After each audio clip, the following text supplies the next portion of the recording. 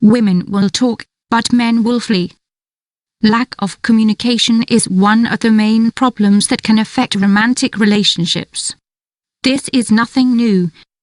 But here we will go through a normal situation that will probably seem familiar to you. Women will talk, but men will avoid the issue. Is this a question of gender?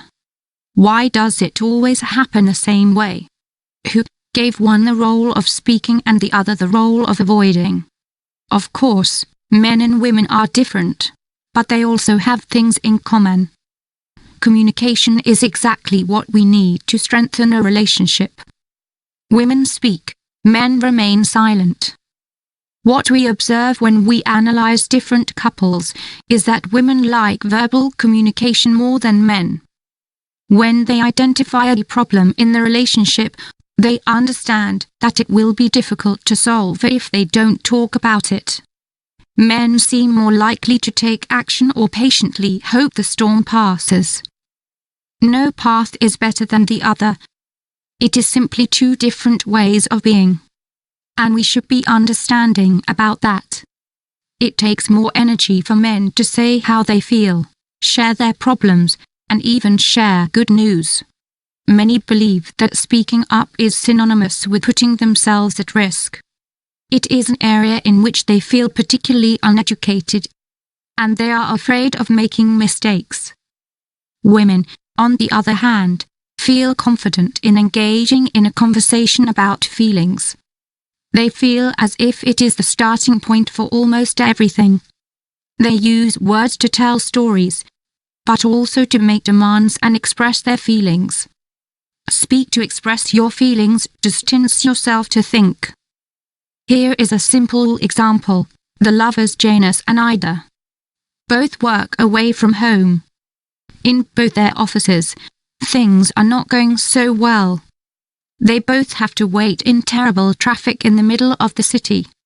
They argue with their bosses and think about how little money they make. When they get home, Janus sits down on the couch to distract himself with a soccer game. But Ida wants to talk about what happened that day. One goes for the internal handling of his problems, while the other goes for shared handling of the same problems. As John Gray says in his book Men Are From Mars, Women Are From Venus, the biggest difference between the sexes is when men have a problem, they become introverted and concentrate on other things. You could say that they hide in their own little cave and isolate themselves from the outside world. It is very difficult for them to ask for advice or delegate tasks to others. Women, on the other hand, get emotional. This can be overwhelming for men. The way women ease their fear and worry is by talking and letting it all out. It is not always with the purpose of finding or listening to solutions or possibilities. Everyone deals with their problems in different ways.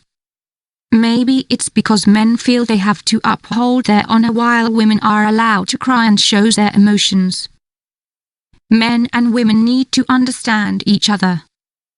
Regardless of biological, social or evolutionary differences, we cannot be passive every time we have to solve a problem or talk about a certain topic. Let's start with the lesson for women. It is important to understand why your partner hides in his cave and feels safe in it, to the point where he does not want to leave it. This intimate and impenetrable room, where no one can enter, allows him to reflect and make decisions after the storm has passed. If you stand on the doorstep and want to enter his territory, it will be difficult for him to let you in, even if you ask permission. Better to wait for him to decide to come out. The good thing is that in the meantime you can both calm down and find a more effective solution. And now for the man's lesson.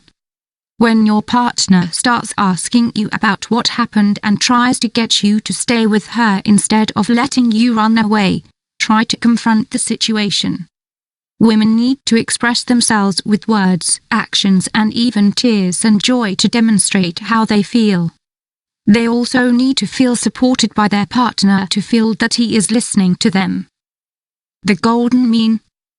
How can we strike a balance between these two attitudes? This is the heart of the matter, as they say.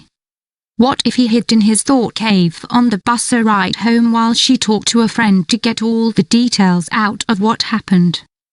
This way, both of their demeanors will be much more relaxed when they get home. This would be a good way to meet in the middle. Meet between what each party tends to do in a conflict. One cannot force the other to speak or be silent. But if they show that they are making an effort to avoid widening the gap between them, they might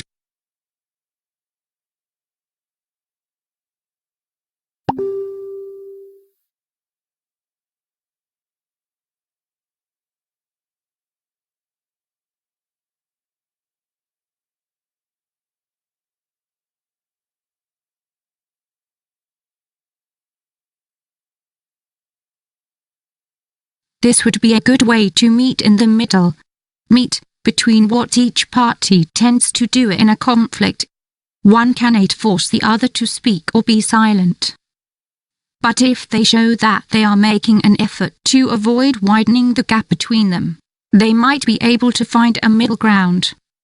Above all, they will be able to avoid having arguments that hurt the relationship. Putting yourself in the other person's shoes and understanding them is the first step towards avoiding conflict and enjoying life together.